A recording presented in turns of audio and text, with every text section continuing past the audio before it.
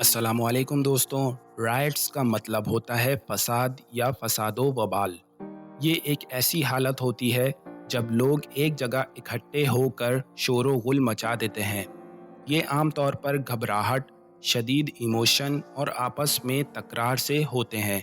मसलन अगर एक शहर में किसी मसले पर लोग नाराज़ होते हैं और फिर वो लोग एक साथ इकट्ठे होकर तोड़ फोड़ करना शुरू कर देते हैं तो उसे रायट्स कहते हैं।